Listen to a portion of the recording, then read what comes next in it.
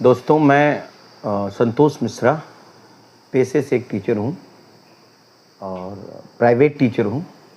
अभी मैंने अंजना ओम कश्यप के 2 दिन का एक पहले का बयान मैंने सुना और उस बयान में अंजना ओम कश्यप जो भारत की इलेक्ट्रॉनिक मीडिया की एक अच्छी पत्रकार वार्ता करती हैं और बहुत सारी विषयों पर अपनी समीक्षा प्रस्तुत करती हैं, उन्होंने समीक्षा देते देते अपनी समीक्षा में ये कह दिया कि ये जो यूट्यूब के टीचर हैं, ये जो प्राइवेट टीचर्स हैं, ये 2 कौड़ी के टीचर हैं।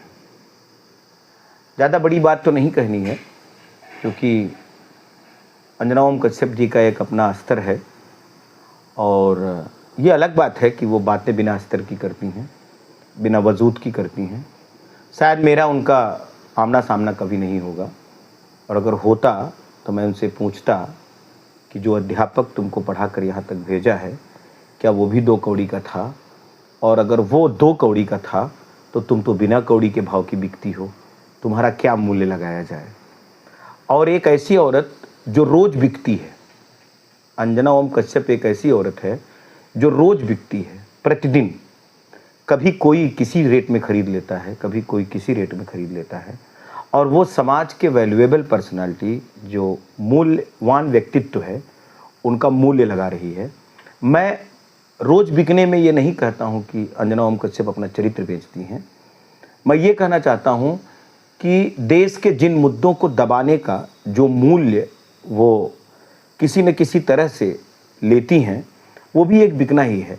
चरित्रहीनता का यही मतलब नहीं है कि व्यक्ति अपने शरीर का सौदा करे। चरित्र तो इंसान का उस समय भी गिर जाता है जब वो समाज की सच्चाई को दबाता है और बुराई को सामने ले आता है। ये वही अंजना ओम कश्यप हैं जो कि बोलते बोलते यह तक बोल जाती हैं कि कभी धर्मेंद्र जी मर जाते हैं, फिर भी इनके न्यूज़ का कोई ऑथेंटिक मूल्यांकन नहीं किया जाता है।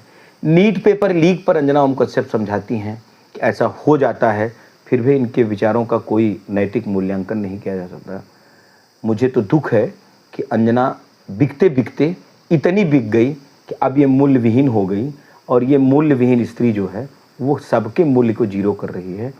मैं चाहूँगा कि ये मेरा मैसेज अंजना ओम कश्यप तक पहुँचे और वो अपने मूल्य का मूल्यांकन करें। धन्यवाद।